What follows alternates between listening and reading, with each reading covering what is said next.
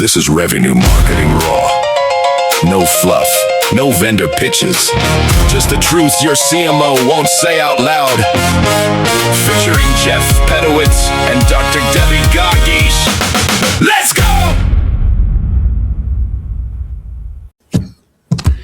Good morning, everybody. Hey, Jeff, how are you doing? I'm doing great, Deb. I know it's been a couple weeks since we've been able to do this together. It has been. Yeah, I'm so glad to be back, and I'm so glad it's not 3 degrees outside here in beautiful Atlanta. What is going to be 60 today? That's wonderful. Ooh, I don't know. We might have to do this under a tree or something. Oh yeah. Well, I fully plan to be doing them from my boat once the weather gets just a little bit warmer in North Florida. So I'm liking that. That.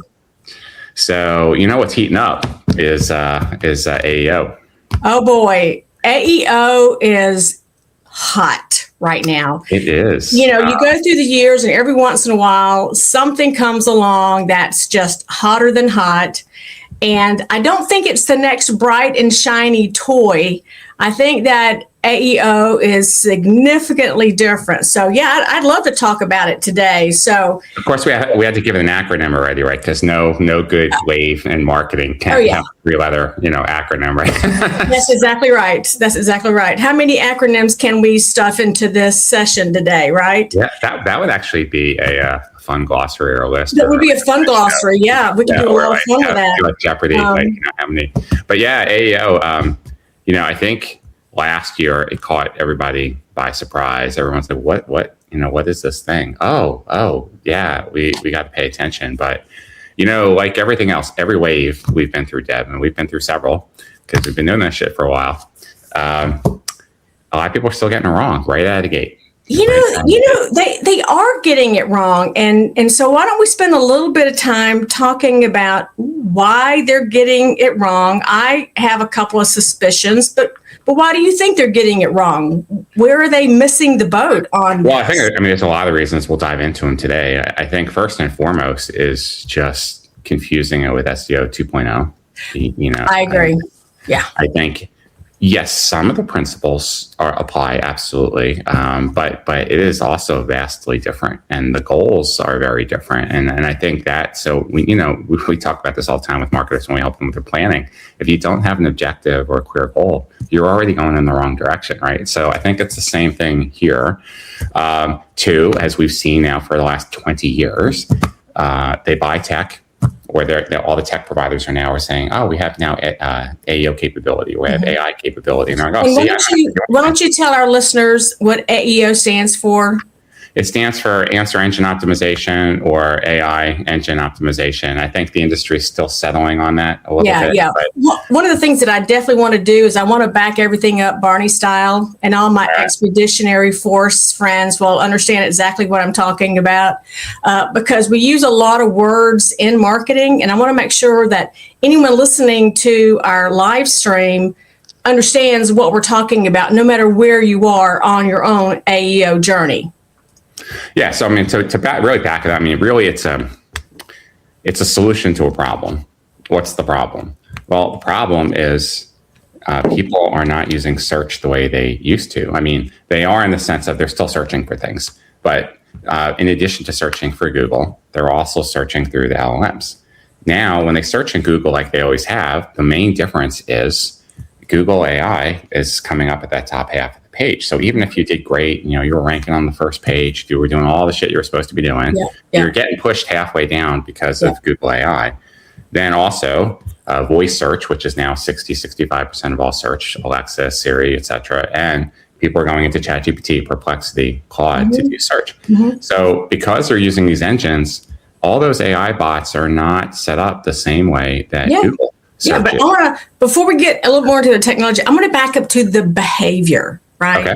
Okay. I remember, and I was very early into social media, TikTok, all that stuff. And the minute I got my hands on ChatGPT, I used it for everything, right? I just had it open all the time. And now you see people walking around. My kids do this. They're both grown, but they've got ChatGPT and they're talking to it like all the time. But I remember a couple of years ago, maybe I started using ChatGPT for search, because going to Google was always endlessly frustrating. God knows what's going to come up. People had, they were sponsored and all this other crap would come up first. You don't want the ads, right? I just found it as I just could go into ChatGPT and find what I was looking for. I could narrow it down, and then I could say, give me the URL, and it would give it to me. And it was the coolest thing ever. Right. And so if we think about how, again, constantly our lives are changing because of this little device that we hold in our hands all day long, you have to think about it from a behavioral change first and understand that's where the world is going, especially in our world of B2B marketing. That audience, that group of people are very with their phones all the time. And ChatGPT or whatever large language model they have, they've got it on, and they absolutely are using it. You're right. And it's not just the use of the mobile phone or the younger age growing up with technology. It's a shifting in buyer patterns. What's been happening is more and more and more. And this has been happening even before AI. Buyers are getting their information in many places, around the web. And now, especially sites like G2 and Reddit, Quora, whoever thought Reddit would be a place that you would go to get information? It's the number one source that the AI bots, all of them, use. Exactly. And there's barely a single B2B marketer that has a Reddit Quora strategy. And that's exactly right. So if you're treating it like SEO, this is what we were talking about, getting it wrong. Right. And half of the citations literally are coming from, Reddit and Quora, and you're not doing anything to engage your audience. But when you talk about behavior, here's the flip. Overall, 80% of the principles of marketing that you and I have been doing for all these years is the same, good brand, good content, positioning, etc. The main difference, and this is critical, is that last 20%, which is buyers are not coming to the website anymore. They are getting their information at all these different touch points. Yes, so we have to reverse our thinking. Instead of trying to bring everybody in, fill out a form, go through a demo, we're going to nurture them, all that stuff. We have to hit them wherever they are and engage. And that's why, with the help of AI, marketers can scale. Yeah. And let's just talk, and let's talk really simple, Jeff. Let's just narrow it down to somebody using ChatGPT to go find something, right? Let's just use one example. And again, we've already talked about the behavioral part of it. And if you don't recognize that, quite frankly, you don't need to be a damn marketer, right? You just need to go find another job somewhere else. But now let's talk about the process of engaging and the technology behind this new way to find out information. So let's just walk through an example. So, okay, I'm looking for software that fixes my widget issue. So I'm like, okay, tell me software that fixes this widget issue, or some variation of that question. Top widget software suppliers near me, something. So you put that, and then give me a 5-table comparison. Give me the cost. Give me the prices. Yeah, that's me. And then let's just be clear. Unlike going to Google, you can more quickly get exactly what you want by interacting with ChatGPT. That's right. You're going to either ask follow-up questions and get that information. Right. But as it's giving information, there's these little gray oval circles, right, that say citation. And those citations are pulling from what the bots think are authoritative sources. So it's like, well, I'm answering your question, Debbie. To answer your question, I trained myself on these places and these conversations that people are having. So what AEO is doing, they've got to be pulling it from somewhere, right? So AEO helps you get into the conversation. And if you're not in the conversation, you're just not. Well, walk us through an example of how that might work. From the company side getting into the conversation, or from you, the buyer side? I'm the buyer, right? And I'm searching for a software that can help me with my widget, right? So then you're gonna see the links that the bot found with the citation link, And then you might be. And when you call it a citation link, it's just a link. It doesn't say citation link. No, sometimes it literally does say citation on it. Does it say? Okay, I haven't seen that, but okay. So either one, I'm good with whatever I found, and it would be a total 0 click, right? I don't need to do anything because I got what I needed. Right. I click the citation link. Now, most of the time, those citation links are not going to take the buyer to your website. It's going to take them to the place it found the conversation. So the citation was coming from Reddit or like your company software may have appeared in a top 20 list, and someone did an article That's on exactly it. Right. Right. Or some publisher's article or somebody's blog or something, you showed up and the bot felt that there was enough authority on that page and the content and was relevant enough to the question. So it's typically third-party content that is pulling from, not first-party content. Yes. So content that I would have put on my website about my product, my software would not be the first thing to come up in search. It's going to be third-party content. Most of the time, that's true. Yes, because if you think about it, if the bots have been training for the last couple of years and marketers just started working on AEO, that means on their site themselves, there is no authority structure as it relates to the bots. So the bots went everywhere else to get the information. Now, that doesn't mean the game's over, right? But that's why everybody's now investing. So we know what's happening now, right? So how do we participate and take advantage of that? So the first thing is you have to stop thinking about it as ranking or conversion. You have to think about trust and authority and presence. You need to be in the conversation. So why wouldn't ranking be important? Because it may pull up like 4 different URLs for you, right? Well, because it's not ranking in the traditional sense. 1 second. Excuse me. Thank you. Excuse me. Oh, all right. So, and I have seen it where I would have like 3 or 4 URLs that would come up that I could click on. That is a kind of a ranking, right? Yes, but it's a dangerous, slippery slope because you're going to think you're going to approach it. And marketers are already like SEO where, if I take a single page, where I'm going to game the system. I'm going to do backlinking. I'm going to put in a bunch of hot links. I'm going to get my meta description so I can rank higher. That's not how AEO works. It's the complete opposite.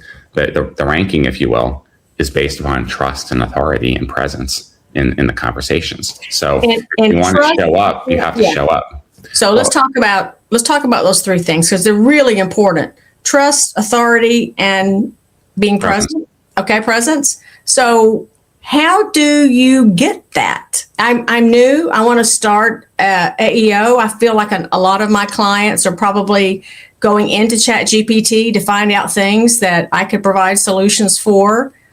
What is it that I do to get trust, authority, and presence? So there's things that you need to do on your site. And there's things you need to do off your site. And again, approaching this as you start to do this, the goal is not to, let's say, reverse the trend of your organic traffic decline and suddenly get all these conversions from AEO. That's not exactly how it works. Yes, of course, ultimately, do we need to connect it back to demand? And we're going to invest time and energy into this. Do we want it to pay off? Yes.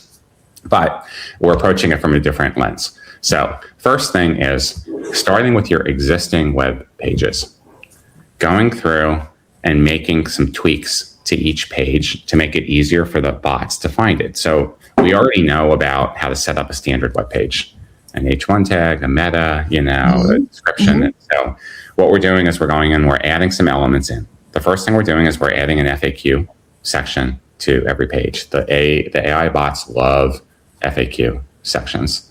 The second thing that we're doing is we're adding what's a schema, which is just a little block of JavaScript that would go before your footer that has elements in it that are set up like, okay, here's what the question the page is answering, the answer, relevant links, and it does these things in JavaScript and makes it easier for the bots to find. So you go through your existing site, your website, you do that. That's step 1. Step 2. You need to and that's like your entry into the conversation, right? until you've done those things to your web pages. Yes, just going back and look, those changes, they don't only help SEO, but they're really designed for the AEO bots. Okay. The second thing that you're doing is you have to think how the bots think.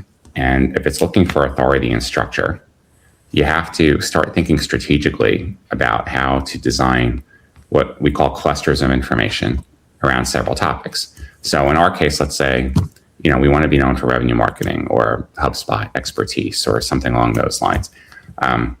So we want to say, well, if we were going to tell a story really deep around revenue marketing, what are the 100 and who better than us? And who better than us? What 100 questions could we come up with that would span the life cycle of someone really trying to learn everything about revenue marketing, from someone that had no idea what the topic is to someone that was very advanced and trying to do things?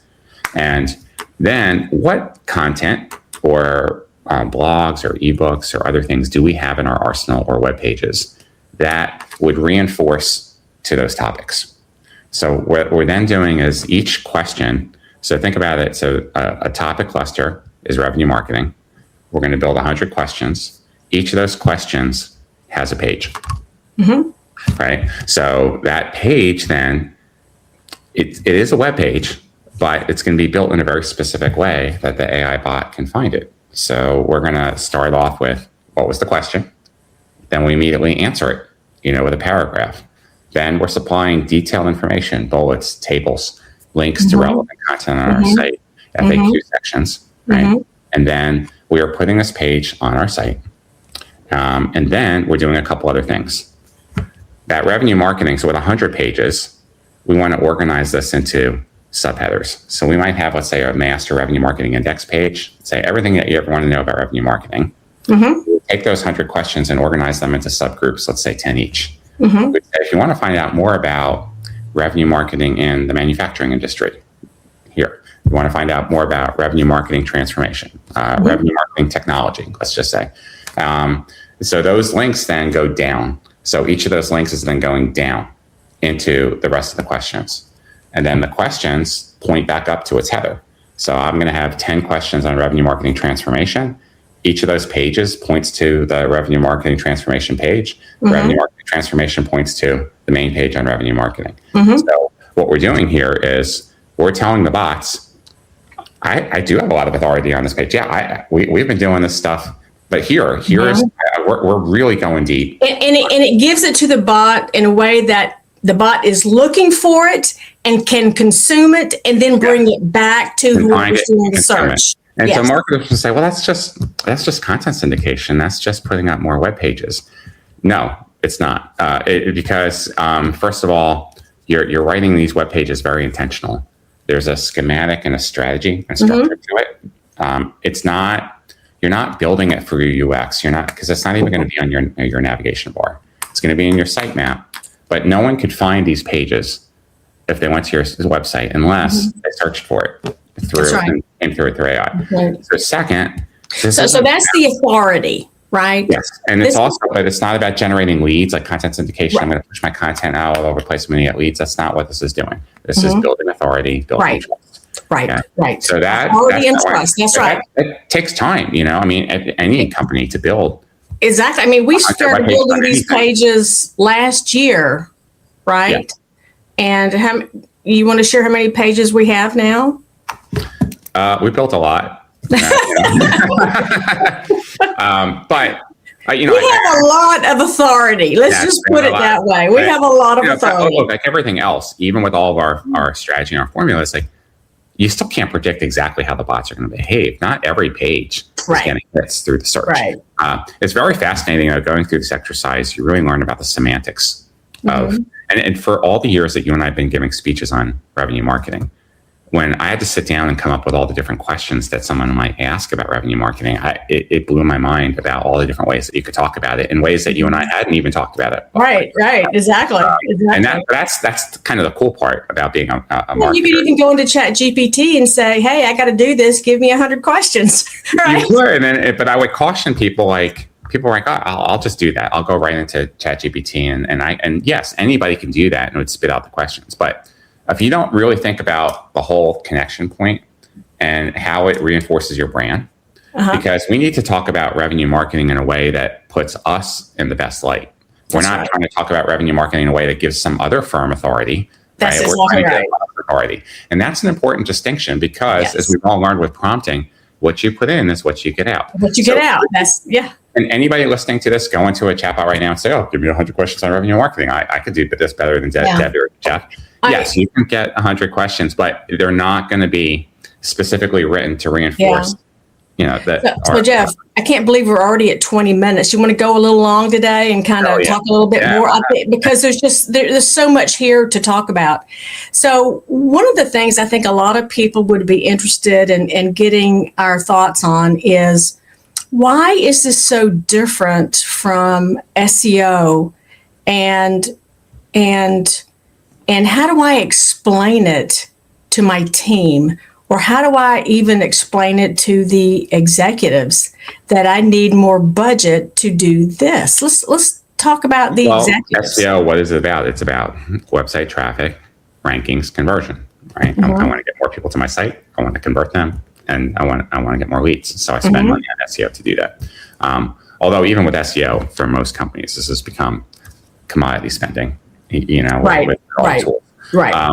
But that's what SEO is. AEO is none of those things. AEO is authority, trust, brand, relevance. So it's different.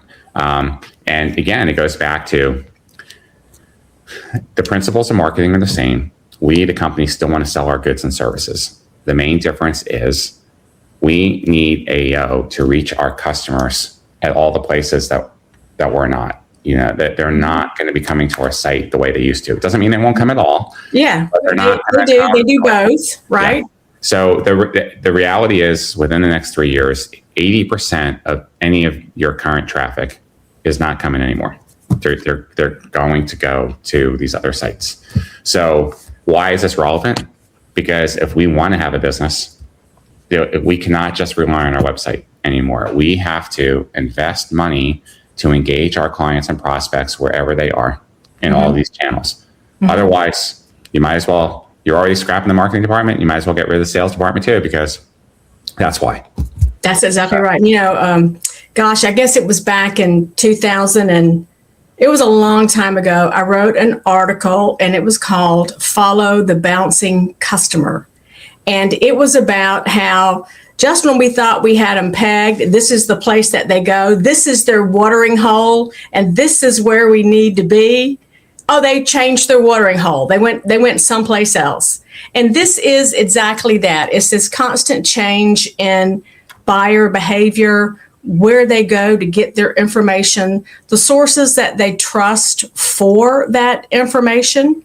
So how would you scale this? Let's say I'm a brand new CMO. I'm coming into an organization and they don't do any AEO right now. Well, almost nobody's doing AEO yet. I mean, they're scrambling to do it. So in that regard, they're not behind. And let's talk about that. But I also do want to talk about the immediate impact on revenue that we have seen in some companies, right? I mean, you've made a couple of statements about that kind of seem to distance this activity from lead generation, but that's the reason we're doing it, is for lead generation. It is. And then then also, with the most of the marketing automation systems now are getting better at tracking the source. So you can see that someone came in from a ChatGPT or a Claude or something along those lines. Now, can most of the systems track that as a source? Not all of them, but HubSpot can. Okay. All right, great. So that's a big one. And then obviously, yes, to your point, Deb. Well, yeah, of course. Like I said a couple minutes ago, I mean, why are you doing this? So we're still in business to drive revenue, right? Like we're not doing this just to, hey, why not? Just for education, just go try this. Yeah. So of course, this is all about it. But the more authority and trust we build up, the more there will be a correlation with revenue, and then there will be new ways of connecting the dots. As we start to see more traffic come. It would be kind of a cool thing for us to build kind of like a scenario And we could do a scenario. I'm a marketer, and I'm searching on how I can help drive more revenue in my company, and just kind of facilitate what a conversation would look like, and how through that conversation your company builds that authority and trust. Because I know that once I've done a thorough check on ChatGPT, I'm very ready to hit that link and go to that company. I've learned what I needed to know in the way that I needed to learn it, right? Even though Google's trying to emulate that online, but it does build such authority and it does build such trust. Okay. By the way, Alan Gonsenhauser says hi. He's listening right now, and he likes your Oh, tell Alan I said hello. Yeah, well, you can tell him yourself. Oh, hey, Alan. Right now. That's right. Oh, yeah. I need to reach back out to Alan. So, but let's talk about. But back to your question, Deb, like, how do you scale it, right? So we talked a little bit already. So it's first sitting down with a strategy and saying, okay, number one, let me go back through my existing webpage.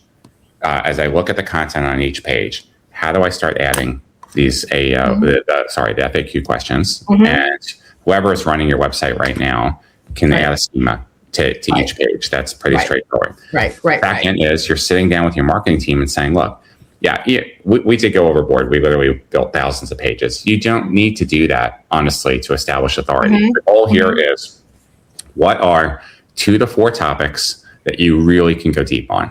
That will work very well for most companies. Remembering that each topic has 100 questions, 100 pages. Right. So if you set a target of between 200 and 400 questions around a couple areas that you really want to go deep on, and then really spending some time and coming up with those questions, then you can start to build out the pages, and there's a specific order to follow.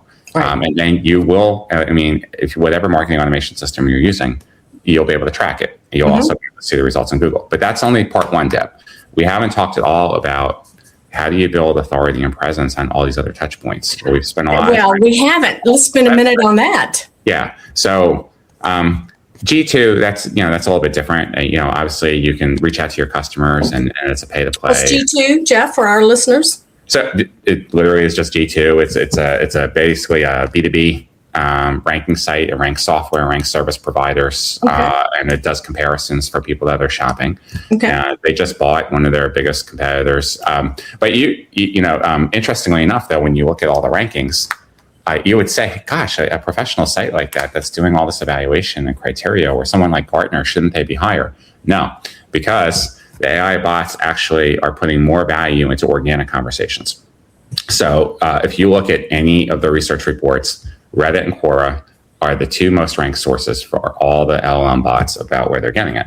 So let's talk about, Reddit, I thought that was just for people to kind of hang out and have casual conversations. Crazy people, conspiracy theories. No, so I'm sure they do that too, but people are having real conversations. Hey, does anybody have this problem with this widget? Does anybody know about ABC company? What kind of experience does someone have? So there's what are called subreddits. So easily right now, how do you scale? Go to Reddit, open up an account, it's free. Start searching for things that you care about within your industry. For us, we're like, search for revenue marketing or HubSpot or marketing operations or whatever. And it's going to start pulling up all the groups and all the threads that people are having conversations about. So what do you do? Number one, you guys all know what a Google alert is. You can sign up for that. You do the same thing on Reddit. You can sign up like, okay, just send Debbie and I alerts whenever someone's talking about revenue marketing or HubSpot. Okay, so now what do?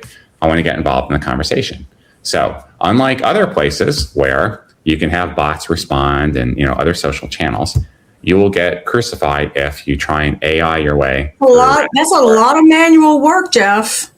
Well, if you're a big B2B company, is that really going to be worth the effort?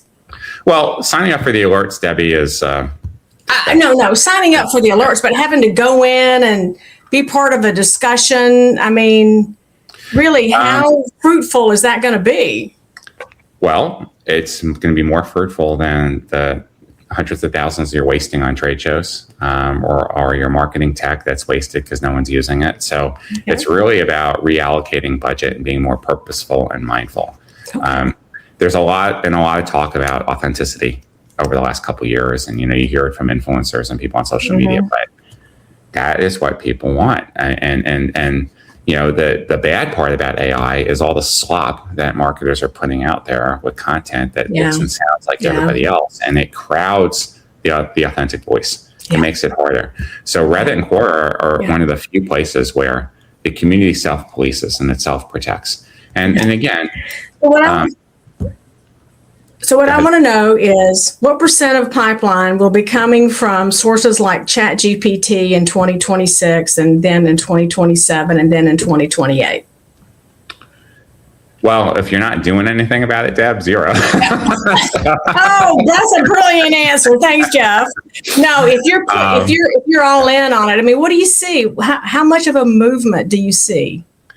I think if you're actually applying yourself, you should start seeing 20 to 30% of your pipeline coming from AEO. And can you say anything about those being more or less qualified than from other sources, or are we still kind of guessing at this stage? We've seen, because we've already closed ourselves almost $500,000 worth of business, and definitely more qualified. Now, of course, we're also a little bit different as a service provider. Usually when people do finally come to us and fill out a contact us form, they are highly engaged, so they're already very qualified. We don't have to do what software companies do, like have this whole big funnel with demos and all this stuff. So it's a little bit different for us. But they're highly qualified. And then, I ask them, where'd you find us? Oh, I was searching on ChatGPT or Perplexity or one of these things for this, and then I found your citation, and I came through. So, yes, there's so much built-in authority and trust. They don't have to talk to a salesperson. They don't have to read through a whole bunch of marketing content. They don't have to wait for your 14-touch, nurturing stream. So, at the same time, though, Deb, it doesn't mean that one search, one conversion. We still have to deal with the complexities of the modern B2B buying experience. It's still going to take 20 to 30 touches of an individual, and you're still dealing with anywhere from 7 to 15 buyers on a buying campaign. So, when they finally convert, right? Yeah, that might have been the 15th time they asked a question or did other things. Maybe they were already on Reddit. Maybe they saw something else. And then they came into Perplexity or Pod and asked something, and then that's how they finally converted. In essence, it just makes the marketer's job more complex. Our customers are a lot of different places gathering information that could lead them eventually to being a customer of ours. And as we go from channel to channel, we have to think differently about how that channel operates. It's not just copy and paste from SEO to AEO. It's just a different world, and the complexity for the B2B marketing. It's a shift. It's not do all the things you're already doing and add this on top, which is where I think a lot of marketing teams get that wrong. So why wouldn't you continue to do SEO and AEO? Of course, you have to continue to do SEO. I'm not saying you turn it off, but I mentioned a few minutes ago. But if you're spending time getting all these other campaigns out the door, and you're just cranking out content, and you're doing all these other programs, and you have all this technology that you're spending, and people running them that aren't doing anything for you. So the shift is to get further away from the crap that you're doing that's getting no result into channels that are getting you a result. And again, because that complexity and the number of things continues, something has to drop off, right? Yeah, so even if you take this recording and you go to your CFO, no CFO is going to say, sure, Deb, here's another more money on top of your budget just to do AEO. Yeah, exactly. They're going to say, well, what are you taking out? So exactly. And sometimes I think it's great for marketers to get a forcing function like that, because they have to take a look at the budget that they've got, and they have to make hard decisions.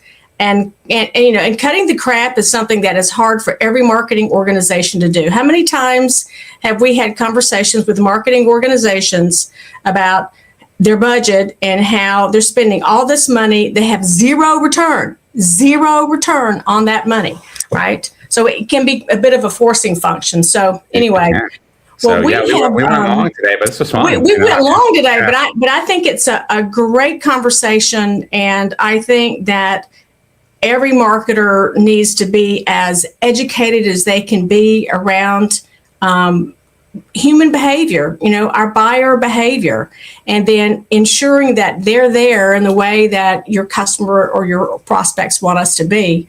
So that was a great conversation, Jeff. Thanks for all of that great inside knowledge you shared with us. Absolutely. Well, we might have to do parts 2, 3, and 4, over the next couple of weeks. So. We may have to do parts 2, 3, and 4. Absolutely. And thank you guys for listening. Appreciate it. And, as always, I'm Jeff. I'm Debbie. Come on, we rehearsed that shit. We did. Have a great week, guys. All right, talk to you soon. Bye, everybody. Yeah, that was rehearsed shit, right?